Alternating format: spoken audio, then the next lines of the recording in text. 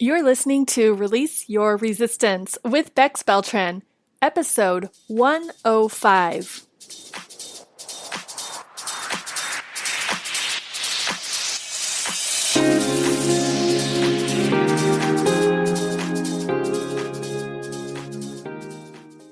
Welcome to Release Your Resistance. This is Bex. The only reason why any of us don't have what we want in life is because of our own resistance.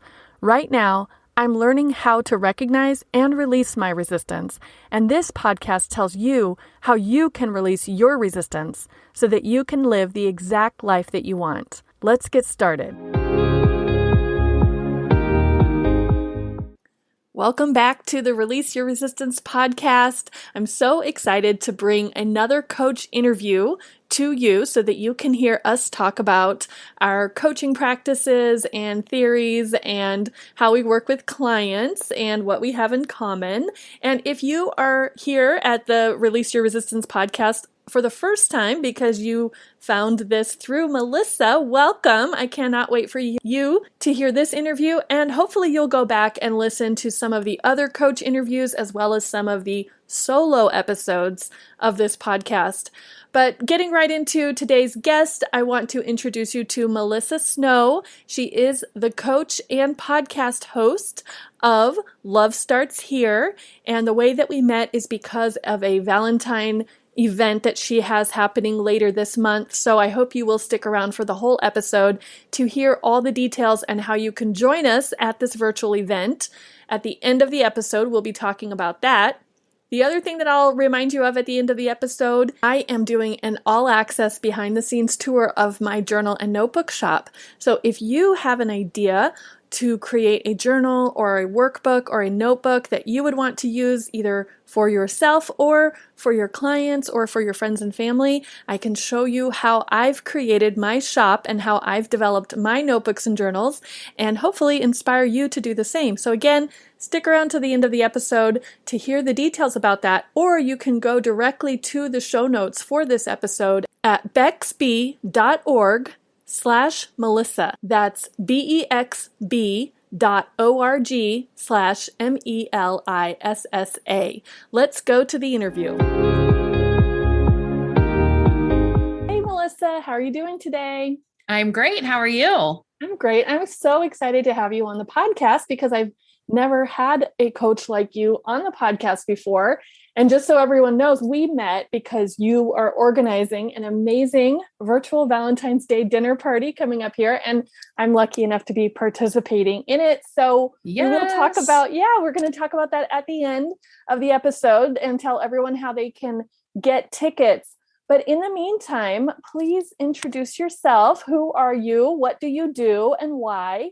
Yeah, totally. So my name's Melissa Snow. I am a dating coach. I work mostly with ambitious single women who are tired of going on dead-end dates, tired of scrolling endlessly on dating apps, and ready to find the man who is their equal and have a long-term relationship with him. That's primarily what I focus on. I also have a book club that is for badass single women. We meet virtually every other week, and I host the podcast Love Starts Here. I always love meeting fellow podcasters, and I have listened to a few of your episodes, and it's great. Thank you so much. What kind of books do you all read in your book club? Yeah, so we just started about a month ago with the book club started. And right now we're reading Calling in the One by Catherine Woodward Thomas. Are you familiar with that book? I'm not. No, I haven't heard of it. So she's the same author that wrote Conscious Uncoupling, which became a really big deal when Gwyneth Paltrow and Chris Martin consciously uncoupled. Yes, yes. So she wrote this other book called Calling in the One that's more for single and dating women. And I had some, speaking of resistance, I had some resistance to it because of the title. You know, it's a little like manifesty and woo-woo for me, but the book is amazing. It's really, really good. So good to hear. And I'm so glad you brought up resistance because that was going to be one of my questions for you. And so we can use this example or any other examples that you have as well. So you mentioned here that you noticed a little resistance because of the title, because you don't find yourself interested in the woo-woo things or the manifesting things. So yeah, what did that feel like when you saw the book? you knew it was aligned with your work, but you were like, no, that's not for me? Or how did that work out for you? Yeah, it's interesting because one of the things that I really focus on with my clients is being able to separate out the fact from the story that we tell ourselves. And so for me, when I first saw the book called Calling in the One, I tend to take a different approach to relationships than a lot of dating coaches, whereas I'm not as focused on helping you find that person. Like, that's not the goal that you need in order to be happy. I'm a lot more focused on just helping you love yourself, live your best life, because I believe when you're doing that, you will call in the one. Mm-hmm. So I had a lot of thoughts about the title without even really exploring the book itself, and didn't take my own advice to separate out the facts from the story, because once I really dug into the book and started looking at some of the topics and the questions and things, I realized that it's 100% in alignment with what I do. I just had this story I was telling myself based off of the title. Yep. That happens all the time. And Yep. it might have even happened in the last 5 minutes with someone who's listening thinking, oh, wait, a dating coach, I'm in a relationship. Oh, wait, a book about calling in the one, I've got the one. Can you see any metaphors or any relevance from your work and this book, or just how you live your life and what you do, to someone who, like, for example, me, I'm in a long-term committed relationship. I'm not calling in anyone except for my next client, maybe, right? So can you see any way that those of us who are not exactly in your niche, how we can use your work or hear your message and apply it in our own lives? Yeah, for sure. I also am in a relationship. I'm not calling in the one. And I always joke with my fiance when he's sitting next to me on the couch and I'm reading Calling in the One. I'm like, it takes a very secure man to be in a relationship with a woman who is reading this book. But honestly, like, I'm just really encourage everyone to just stay open. And that's one of the things that I really try to practice in my life too, because like you and I were saying before we started recording, I'm a human being. So I do have moments where I'm like, nope, I don't like her. Nope, I'm not listening to this. Nope, this isn't for me. Right. But if I remain open to these people and these experiences and what they have to teach me, I almost always find something. Yeah. And so for me, remaining open to what this book has to teach me, even as, you know, a 40-year-old woman who's been with the same guy for the last 10 years, I really have learned a lot from this book, just about improving my relationship with myself, cleaning up some things from my past that I didn't even know needed to clean up, and strengthening my bond with my partner in the present. And so a lot of times I think that remaining open is one of the big things that helps you overcome that resistance. Yes, I was just about to ask that, because I'm assuming, just like you said about how sometimes you notice yourself thinking, oh, I'm not going to like it, or that's not for me, or I'm assuming that your clients probably have those thoughts about potential dating partners. Yep. So how does that look? How does resistance or that not remaining open show up for them, if you want to generalize? I think it's a lot about the same things. It's about them jumping to conclusions. It's about them telling themselves stories right off the bat that aren't even true, but they sound really true. And so they believe them. You know, it's based in different things. For some women, you know, I have clients who are very quick to pick out the one thing that they don't like, even if it's something small, like I don't like his voice, or I don't like his jeans, or, you know, he says chicken parm and I can't stand it, like whatever it is. And so that's the reason that they're using for why this is never going to work out and they just need to give it up. Then I have clients who are maybe having resistance to relationships in general, because underneath that resistance, they have thoughts that they're too busy for a relationship, they're too independent for a relationship, they're too picky, and they're never going to find a guy who meets their standards. A lot of my clients believe that they can either have a successful career or a relationship, but not both. And so when they have those beliefs underlying everything, that creates a lot of resistance on the surface. Yeah. And so how can people overcome that resistance? You make it sound like such a simple question to answer. Like just a 2-word answer, please. Just do it. That's Well, the there answer. you go. Yeah. No, I mean, it's a process, right? It's part of it is unpacking some of those beliefs that are underneath the surface and figuring out how those beliefs have been impacting you, whether those beliefs are serving you and helping you get closer to the result that you want in your life. And then if they're not, how do you let go of those beliefs and replace them with new ones or different ones that are helping you get the result that you want and are moving you closer to the goal that you want? Because a lot of people don't realize that their thoughts are completely optional. Right. So they've spent the last 5 years believing they can't have a career and a relationship. And now we've got to take the time to unpack that thought, see how it's not actually true, see how it's optional, and then start to retrain your brain to think something different that is going to serve you better in your life and in your relationship. Yes. That's one of the things that I've been working on, trying to remind myself to ask myself or tell myself, maybe I'm wrong about this, or maybe I'm not 100% right about this, just give myself like, even is there a 10% chance that I don't exactly know what is exactly going to happen in the future? Is that possible?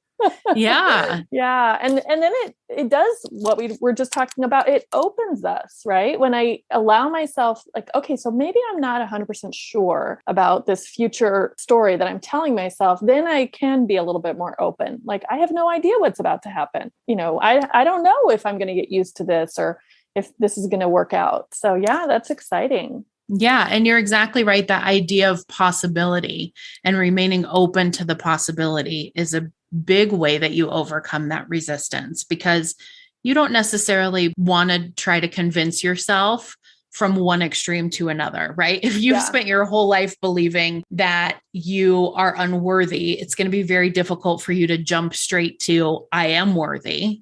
But if you can open up that possibility and just entertain the thought, it's possible that I'm worthy, or it's possible that I have more worth than I ever realized, that at least helps move you closer in that direction. Yeah. And you're so right about it. Really doesn't work. At least I haven't seen it really work yet, to just try to jump from one extreme to the other. But I do see myself sometimes, and my clients too, and maybe your clients too, we have that star student mentality, right? And so we think we know the right answer. Oh, I hear myself saying I'm not worthy, but of course I'm worthy. So I am worthy. But if we don't really believe it, then we're just repeating and saying something and still not believing it.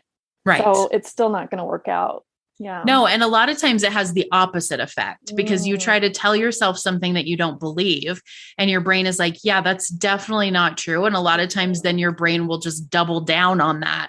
Right. This kind of coaching is so valuable for anyone, whether or not they're calling someone in or whether or not they're dating. I mean, just the idea of seeing possibilities and being open and not knowing for sure 100% what's going to happen in the future. I think it's really helpful. Absolutely. Do you have anything else that you want to share about your clients or your practice or just you in general? I've been doing this work for 5 years now. I always say that I was my first client. And I think this is true for a lot of coaches, right? We end up coaching people who are just like we used to be.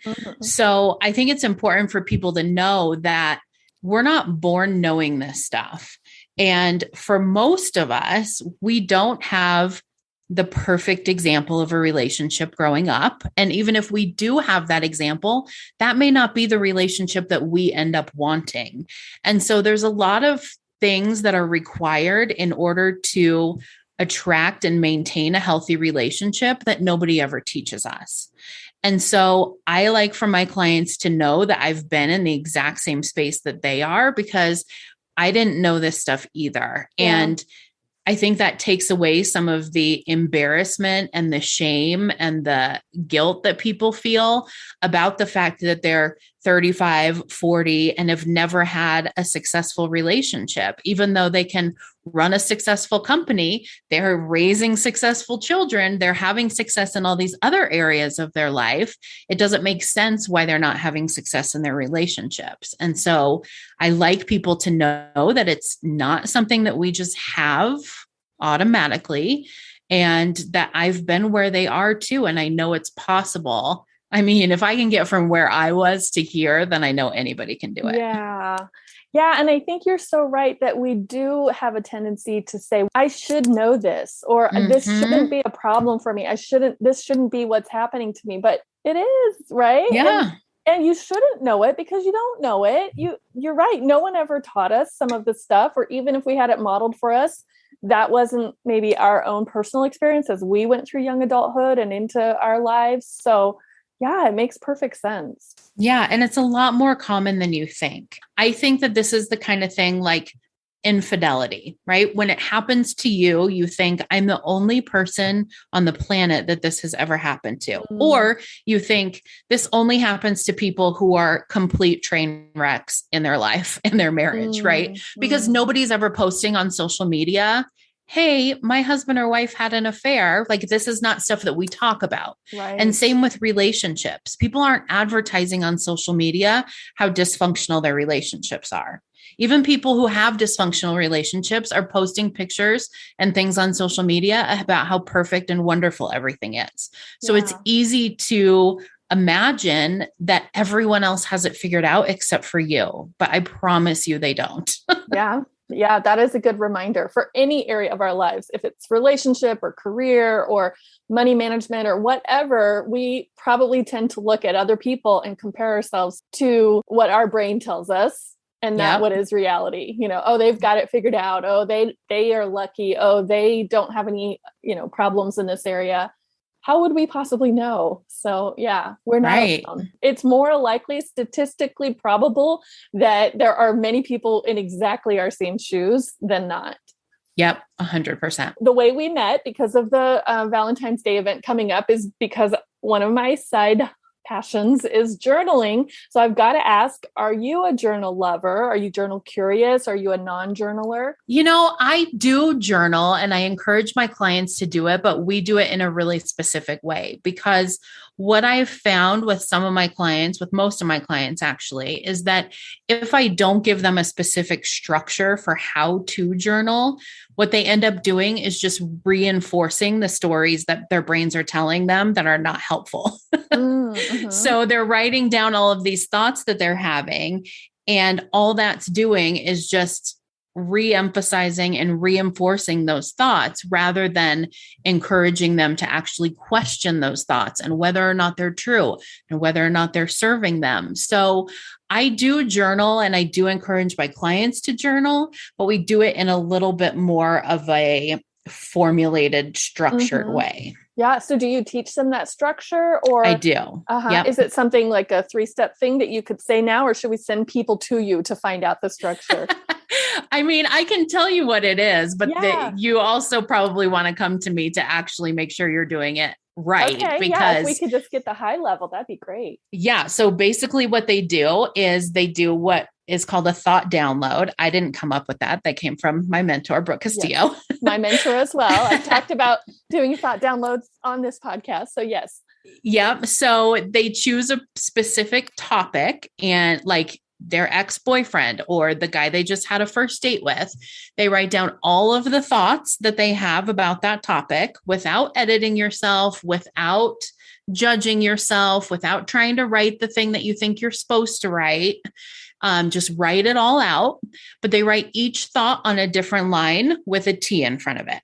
And so after they do that for 5-10 minutes, just getting it out, all out on the paper, then they go back through each one and really look at each thought individually and ask themselves, can I see how this is not true or false? And can I see how this thought is optional? And then at some point later in the program, they also start looking at what feelings is this thought creating for me? What actions is this thought prompting me to take? And are those the feelings and the actions that I want? Oh, I love it. So basically it's self-coaching in journaling form. Yep, exactly. So helpful. So good. Okay. So yes, if anyone didn't catch that or needs more information, You can definitely reach out to Melissa to be walked through that because that is such a great journaling practice.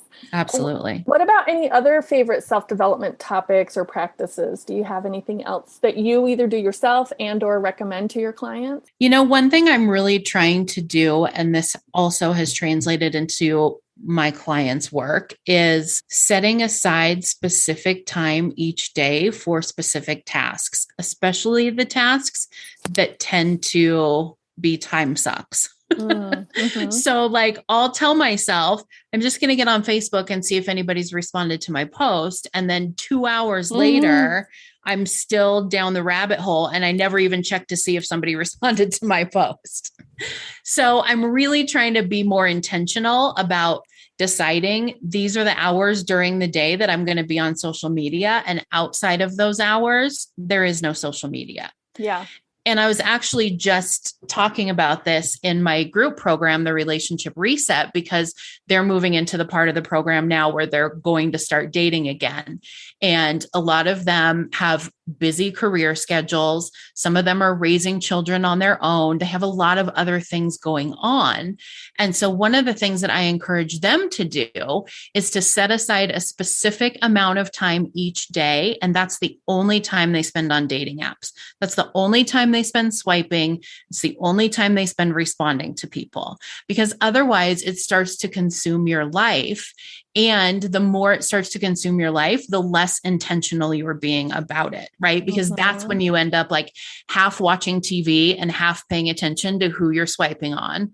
And before you know it, your app is filled up with guys that are not even husband material.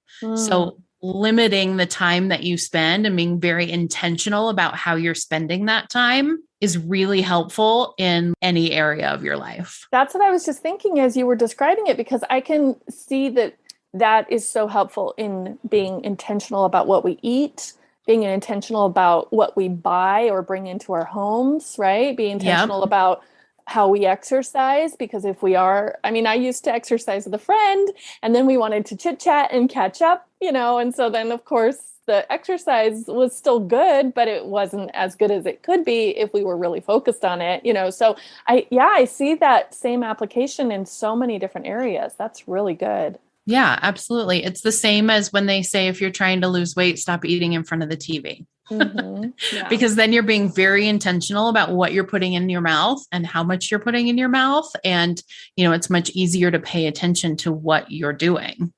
Yeah. And, I enjoy TV. I know that sometimes it gets a bad rap, but lately I can think of some shows that I've just really gotten really deep into and just enjoyed so much. And I love going on to the online forum afterwards and doing the whole after show discussion, and I think to myself, when I am doing other things while I'm watching TV, I'm kind of depriving myself even of that entertainment time.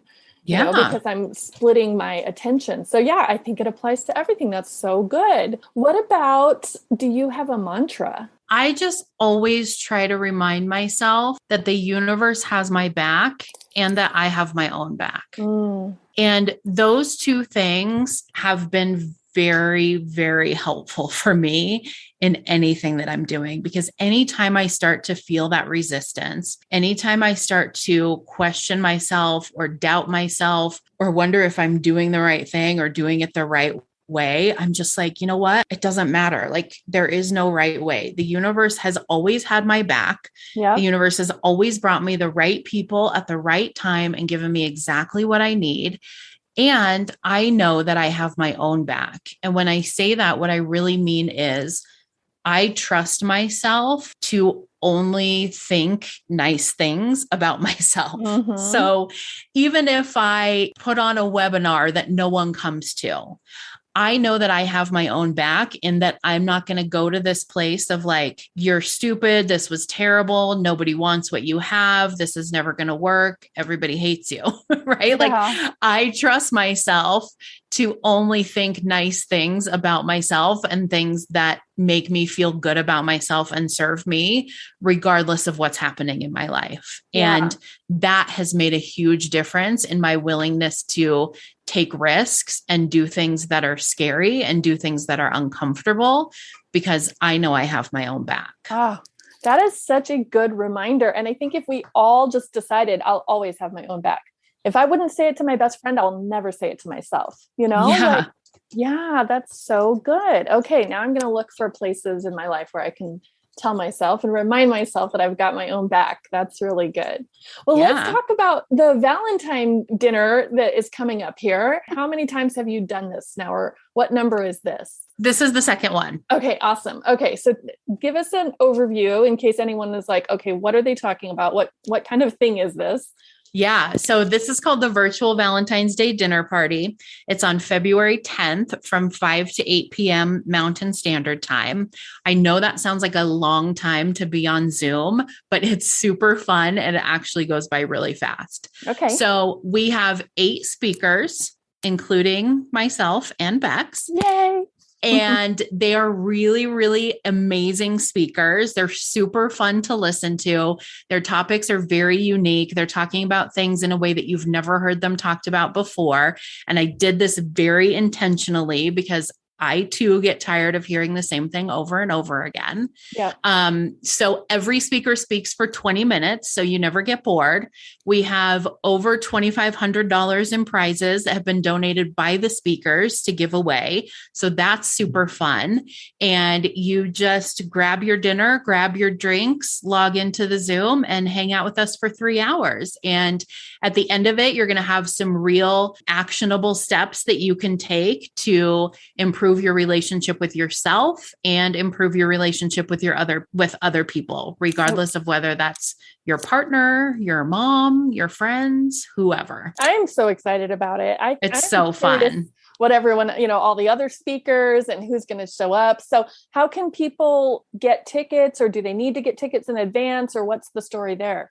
Yeah. So tickets are $50, but we also have a buy one, get one half off deal. So if you and your friends sign up together, then you both get a little discount there. I think we can probably put the link to buy tickets in your show notes. Absolutely. So people can do that, or it's posted on my social media and it's probably posted on yours too. It is. And just so that people know how they can find you, what is the best way for people to find you? Yeah. So my website is www.lovestartsherecoach.com. You can also find me on Instagram. It's melissasnow.lovestartshere.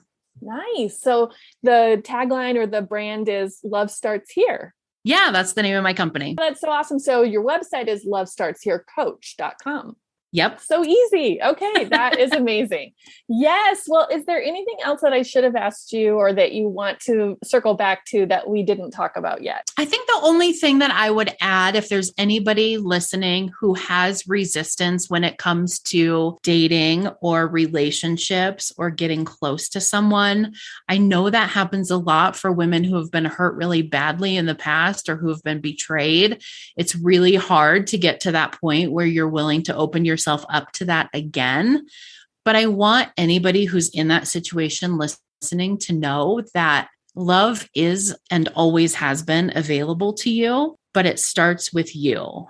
And so if there's anything that you need help with in terms of clearing up some of that resistance, the best thing that you can do is hire a coach, whether it's Bex, whether it's me, whether it's somebody else. Coaching is just, I don't know about you, I'm assuming you agree with me, but coaching is just the most powerful thing that I have found in my life. And I feel like I made more progress in the first 3 months of coaching than I did in 5 years of therapy before that. So I just encourage. Is so good. It is so amazing. It's so amazing. So I just encourage anybody who's listening who has resistance to love or dating or relationships or opening yourself up again to seek out a coach that you feel aligned with and let them help you, because your life will never be the same in all of the best ways. I assume that your brand is very targeted towards women, and this event, the Valentine's Day event, is for women, right? Do you coach non-women as well? I do not. No. Okay, good to know. So based on what you just shared, and we're like, oh my God, we need that. Maybe we could make some referrals or find someone else because you're very targeted in who you work with. Yep. But I also have a friend who graduated from the same life coach certification program that you and I did. And he is amazing. And he's who I refer all the men to. Perfect. So problem solved right there. We've got you covered no matter who you are, no matter when you're listening. We've got a coach for you. I love that. Oh, that's so good. Well, thank you so much for coming on the show today. And I'm so excited to have a little Valentine's Day dinner with you on the 10th of February. And hopefully some of the listeners will be joining us. I just am excited to see everybody on the 10th. It's going to be incredibly fun. Okay, sounds good, Melissa. Thank you so much. Thank you. Thank you so much, Melissa, for coming on the podcast today. I really enjoyed talking with you and learning more about how you take care of your clients.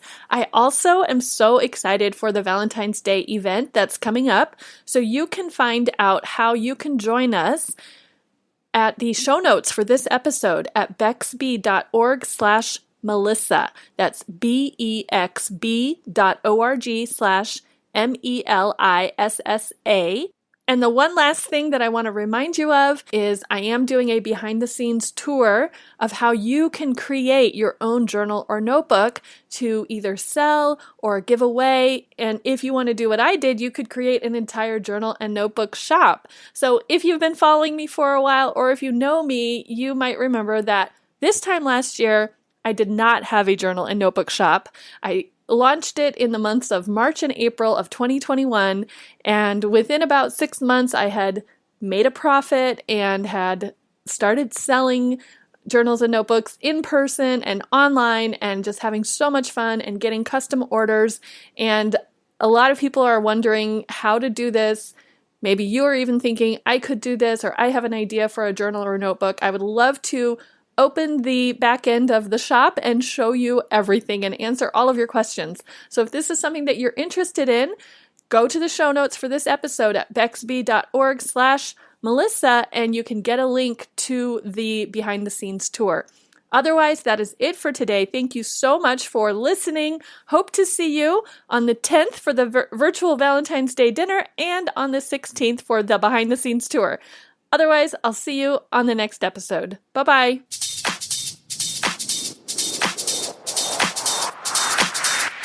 This has been Release Your Resistance.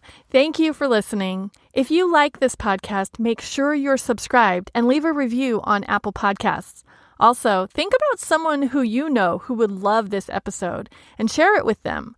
There should be a share button on your app if you're listening to this on your phone.